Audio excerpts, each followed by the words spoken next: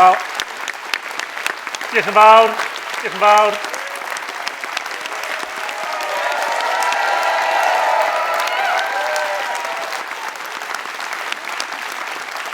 Thank you very much, thank you very much. Diolch yn fawr. Wel, prynawn da. Diolch yn fawr I chi gyd. Thank you all so much for that welcome. Thank you to Jo for everything that she and your colleagues do every day in Parliament on behalf of the people of Wales. You've heard it many times from the stage already today, but it is genuinely a real pleasure to be back here on the stage at Venue Cymru in Llandudno. Back here in person for the first Welsh Labour conference since the start of the pandemic. Meeting old friends once again and many new ones too. It's been a real pleasure to welcome the leader of the Labour Party, our next Prime Minister, Keir Starmer, back to Wales.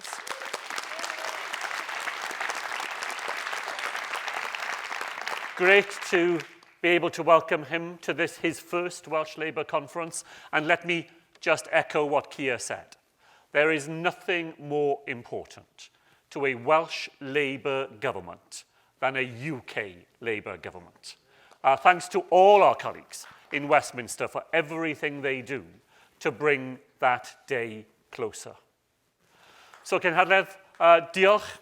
Mae'n bleser go iawn bod yn ôl yma ar lwyfan Venue Cymru yn Llandudno, yma yn presennol ar gyfer Genhedlaeth Llafur Cymru gyntaf ers dechrau pandemig. Cwrdd â hen ffrindiau unwaith eto, a nifer o rai eraill. At the start of what I have to say, it's inevitable, as you know, that we should address the dreadful and deeply distressing actions taking place in Ukraine. The barbaric forces unleashed against the remarkable people of Ukraine are the responsibility of those in power in the Kremlin. They must be held responsible for every human tragedy and every war crime committed. It is our responsibility to respond to the war and the humanitarian crisis with economic sanctions of the greatest possible severity and with the relief of the human suffering with the greatest possible generosity. The strength of feeling in Wales and in this hall this morning demands no less. Because in Wales, the response to the unfolding humanitarian crisis has been profound. People have offered rooms in their houses, they've donated clothes and goods, and in these difficult times, they've given money to that cause. Your Welsh Labour government has donated £4 million to the humanitarian effort. And yesterday, a shipment of medical aid left Wales for Poland on its way to Ukraine for the first time, and more will definitely follow. We stand ready to help people as soon as they begin arriving in the United Kingdom. But as we heard this morning, more than 2 weeks since the first bombs fell and the first bullets were fired, the UK government is yet to play its full part. This is a government which worries about the human rights of oligarchs, while the Home Secretary sends exhausted refugees on a European hunt for a bureaucrat willing to accept their visa application. Now, I've had a number of chances to discuss the help Wales is ready to provide people in Ukraine with UK ministers over the last 2 weeks. I've spoken about our ambition to be a nation of sanctuary and the warm welcome waiting here in Wales as soon as the UK government sorts out its visas. UK ministers tell me they share the same intentions. But if, as the Prime Minister says, he stands shoulder to shoulder with people in Ukraine, That must seem a very long way off to all of those who are dealing with what charities on the ground are calling a chaotic, heartless, and unkind response when trying to access the Prime Minister's goodwill. The gap between what the Conservative government says and the actions it delivers is shamefully wide. Shameful to the UK's reputation around the world, shamefully at odds with the instinctive generosity of so many people across our country, and most shamefully of all, a real dereliction of the moral and practical duty we have to do everything we can to help those innocent people whose lives are being destroyed by Russian action. Conference, so many of the people displaced from Ukraine are children. Women and the elderly make up most of the remainder. The Home Secretary worries about security, but surely it's the security of those children and those women which should be uppermost in our minds. So let the message from this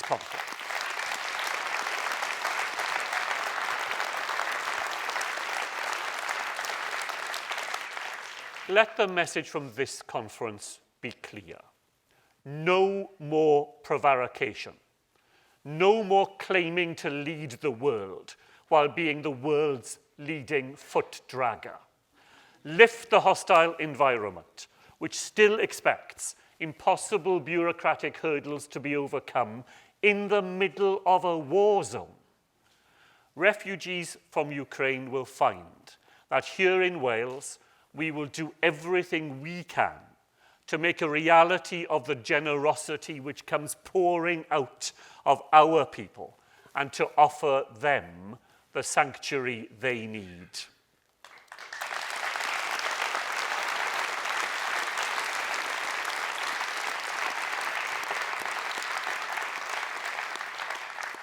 Conference, the affinity people in Wales feel with the people of Ukraine reaches that deep back into our own history. And that sense of social solidarity, which has been so evident in Wales over the last 2 years. The pandemic has cast a shadow over all our lives for such a long time. Even here today in Llandudno, we can feel its heavy presence. We notice it most of all, of course, in the people who aren't with us here in this hall, in the many people we've lost since we last came together in 2019. Nobody who was here and heard it will ever forget the speech that Eliston Morgan made from this very stage, when he told us that over his long life, the two greatest decisions, the ones of which he was most proud, were to have married his wife and to have joined the Labour Party. Now, he's just one of too many people who are not with us today. Every one of us in this hall will have someone in our minds at this moment. A friend, a loved one, a member of our Welsh Labour family, someone who is no longer here. Ymunwch gyda fi wrth I ni oedi am eiliad, I cofio amdanynt nhw I gyd. Please join me just for a moment as we pause to remember them all.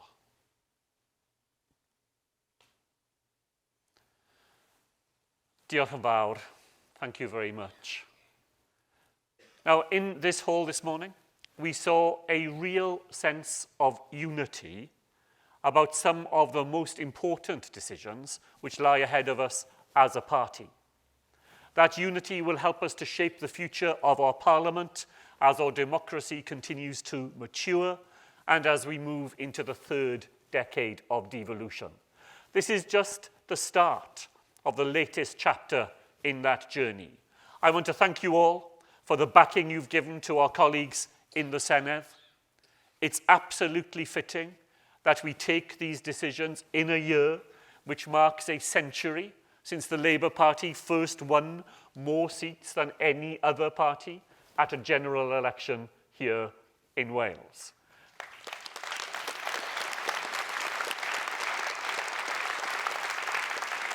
And 100 years later, Welsh Labour is still winning in Wales.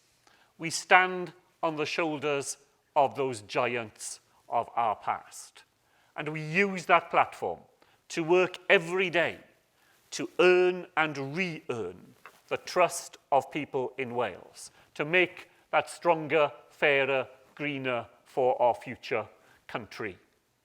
Now, all of that was at work in last May's election. People in Wales once again gave us their trust to keep them safe during the pandemic, and they shared our ambition to put Wales back on the road to recovery. We asked people to vote for what they valued, and that's exactly what they did. And the lesson I think we have to take from this is that Labour's unique record of democratic success in Wales is rooted in our determination to earn every vote that comes our way. Never, ever to take any Labour vote for granted. Ni fyddwn byth yn cymryd unrhyw bleidlais lafur I ganiataol. For all of us in this hall, every election is an opportunity to make and remake the relationship between the enduring beliefs and values of this party and our supporters. Now, on a bleak December morning, on election day in 2019, I knocked the door of a very elderly lady in my constituency on the west of Cardiff. She told me that she had voted Labour in every election since she was first able to vote more than 60 years previously. And she said to me, this may be my last chance to cast my vote for Labour. And then on a beautiful spring afternoon last April, I met a group of 16-year-olds in Merthyr Tydfil.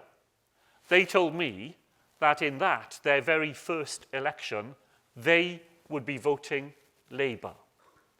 And whether we are talking to lifetime Labour voters or first-time Labour voters, we will have to work hard again for everyone's vote in May's local government elections, because that is the foundation of our relationship with our supporters, the engine of our incredible Welsh Labour election fighting machine.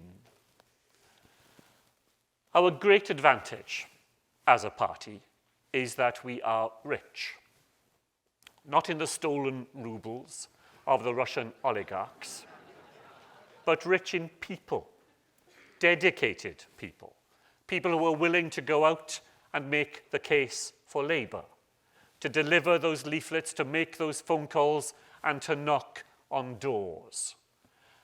Those efforts only succeed, as we know, if we have the organisation behind them that is the hallmark of Welsh Labour.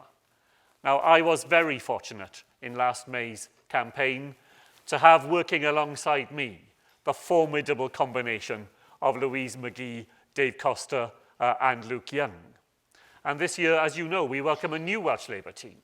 Our new Welsh Labour General Secretary, Joe McIntyre, our Deputy General Secretary, Joe Locke, and Victoria Solomon as our new head of communications.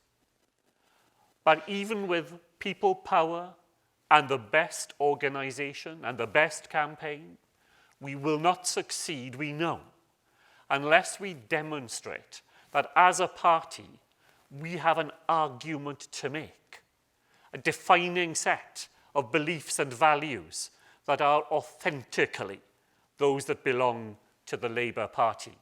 The views and the values that say to people, this is a party which stands with you because what we believe in is what you believe in too. That cooperation is always better than competition. That public services should be just that, funded and provided in the public interest, not for private profit. That a more equal society is a more successful society, and that the fate of any one of us, as every socialist knows, is a fate bound up in the fate of us all. Now, I'm very proud that people across Wales put their trust again in a Labour government.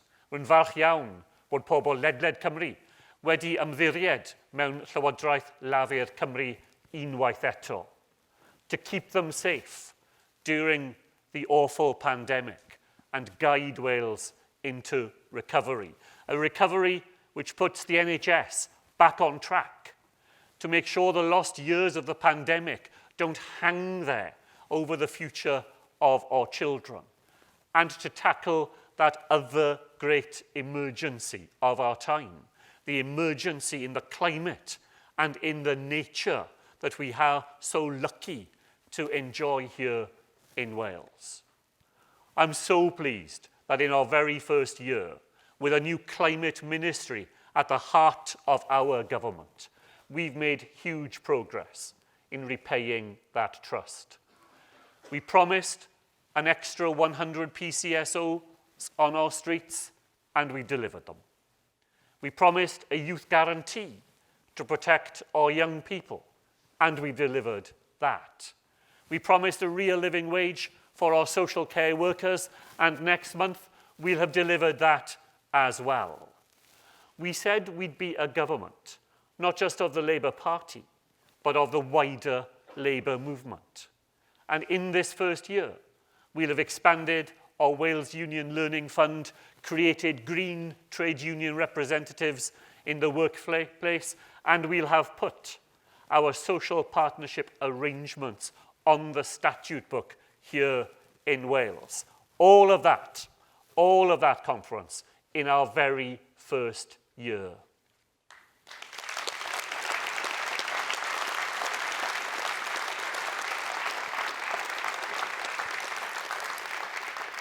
A conference, as we count down to May 2022, local government in Wales has played a profoundly important role in shaping our response to the pandemic.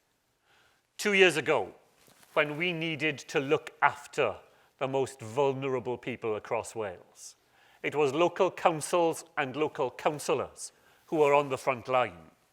They distributed weekly food boxes to people who were shielding. They made sure people got their daily medicines when they couldn't get to their local pharmacy. They made sure PPE arrived in care homes and kept schools open for essential workers. It was our councils and our councillors who set up new systems to make sure free school meals were available all year round. And they turned leisure centres into mass testing and vaccination centres without wasting billions on expensive consultants. They stepped in and they stepped up. Maen nhw wedi camu I fewn a maen nhw wedi camu I fyny hefyd. The pandemic shone a light on the vital work our councils and councillors do every day here in Wales, delivering those services which mean so much to us all. And I want to put on record today the enormous thanks we owe as a movement to the leader of Rhondda Cynon Taf Council and the leader of the Welsh Local Government Association, Andrew Morgan, and all his Labour colleagues.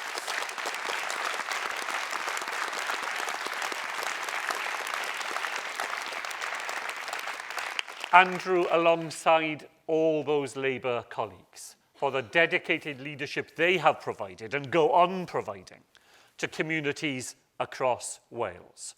We couldn't have been more fortunate or more proud of our Welsh Labour councils. And that's why, as you've heard, this year's elections are so important.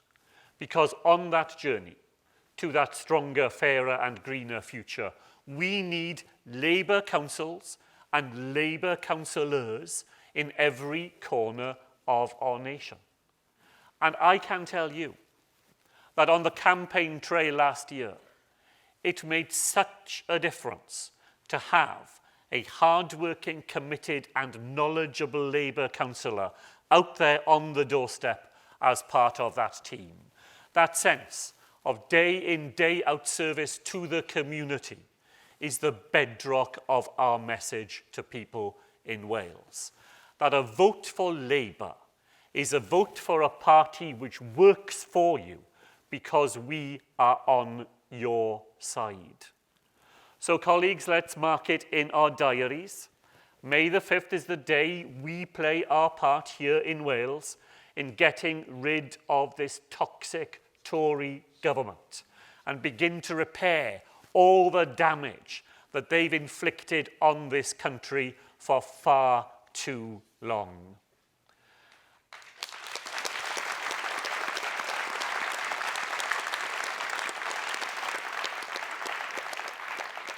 And Iron Bevan used to say that he'd never met a Tory until he was 21 years old. And Conference, we have a responsibility to offer young people in Wales today the same opportunity.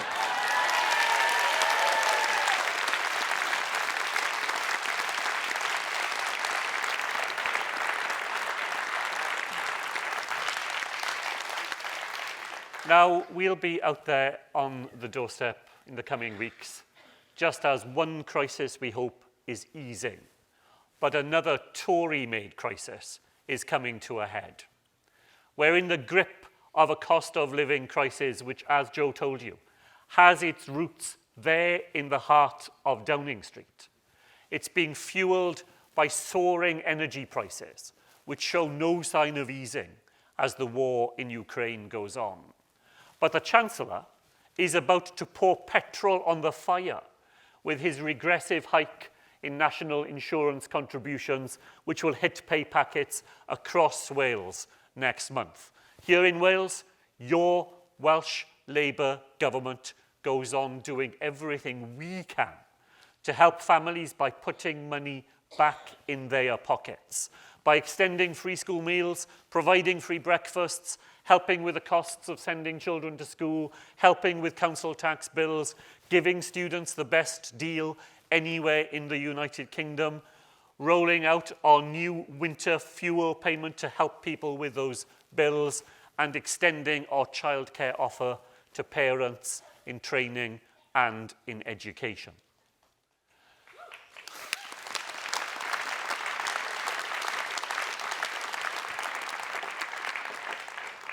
Conference, I want to say something to you this afternoon about the future of the union that is the United Kingdom, about the sort of country we want to live in. I do so because I believe the union is under greater threat today than at any point in my political lifetime, and because I continue to believe passionately that a successful future can be crafted for the United Kingdom. A United Kingdom to which people in all its nations would choose to belong and want to belong. A United Kingdom of the future, a United Kingdom which has a future, will be one in which power is redistributed radically to its nations and regions, in which the reality of devolution is recognized and respected. But most of all, it will be a United Kingdom in which membership brings everyone, wherever they live, a set of fundamental guarantees, a set of labour guarantees. A guarantee that at times of misfortune and distress, of sickness or disability or old age, being a citizen of the United Kingdom will mean a real helping hand. A guarantee that to be in work in the United Kingdom will bring you protections in the workplace, freedom from the exploitation of false self-employment or rip-off working conditions, and a guarantee that fair work will be fundamental to a Labour United Kingdom, fear of the fear that poverty brings, the fear of being in work, but still running out of vouchers for the food bank or for the prepayment meter.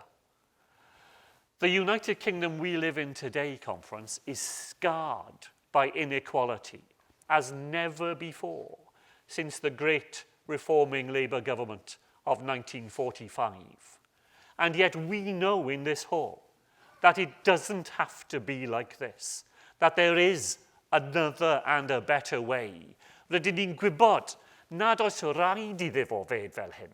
Mae yna ffordd arall. It was a Welsh Labour government, led by my predecessor, Carwyn Jones, which put that most radical piece of legislation, the Wellbeing of Future Generations Act, onto the statute book. Now there's a union which any one of us would be proud to belong. A union committed to being globally responsible. A union of healthier, thriving communities, confident in their diversity, knowing that the unique cultures and languages of different parts of these islands are a key source of our strength. And all of this founded on the most important goal of all, that fundamentally socialist understanding that a more equal country is one where every single one of us does better than in a country where inequality continues to force us apart.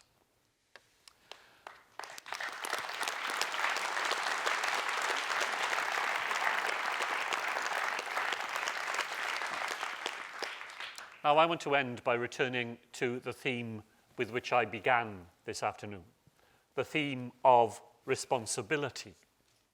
Because the responsibility shouldered by Welsh Labour and by all of us in this hall this afternoon is enormous. Of course, we take the responsibility of being in government at the Senedd and in local authorities across Wales. And despite the failures of the present UK government, we embrace that responsibility because it provides us with that precious opportunity to shape the stronger, fairer and greener Wales of the future. A unique responsibility, because only in Wales do we have the chance to show what a Labour government can do. Ready to stand up for Wales, ready to stand up for a different future, ready to demonstrate the difference a Labour government makes. Barod I sefyll dros Gymru, barod I sefyll dros dyfodol gwahanol, yn barod I ddangos y gwahaniaeth y mae Llywodraeth Llafur yn ei wneud. We will celebrate over the course of this Senedd term all those things a Welsh Labour government has done, those bread and butter things which make a difference to our lives. It will be 5 years in this Senedd term since we took the railways back into public ownership here in Wales.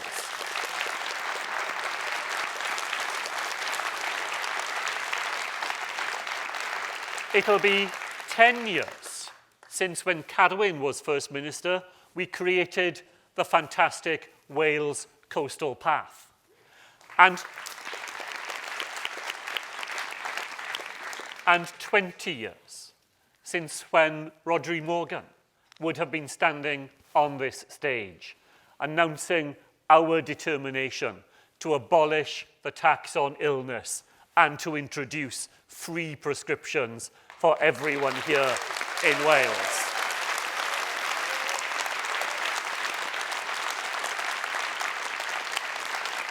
And just as we've shown what we have done in the past, we will show now what a radical Labour government can do today. In this Senedd term, we'll reform the school day and the school year. We'll create a national forest and our first new national park in more than half a century here in North Wales.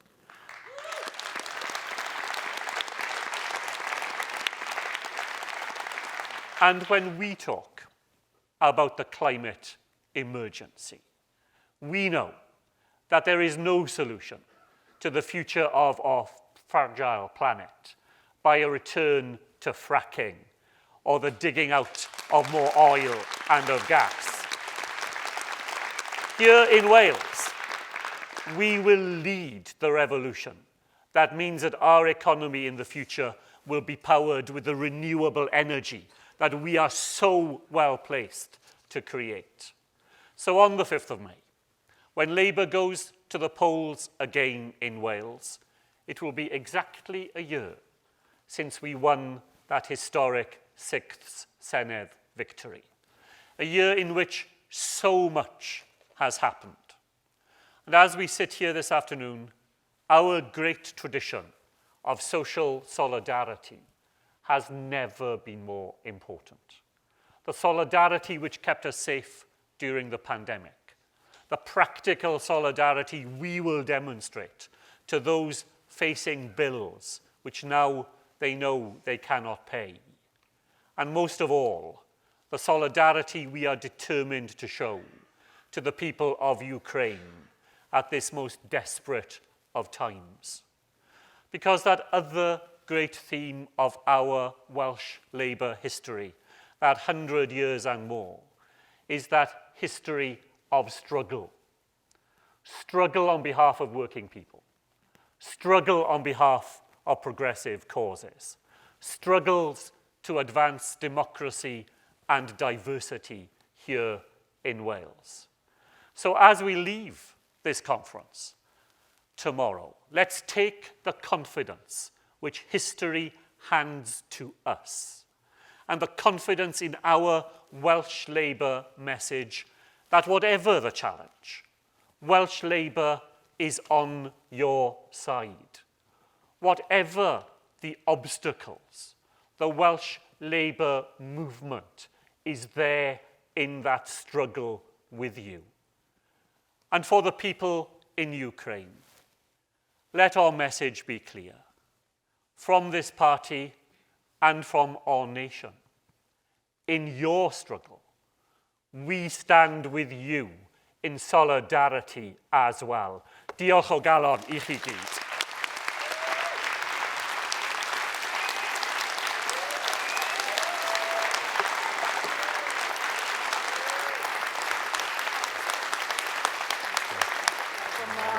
Thank you. Thanks very much indeed.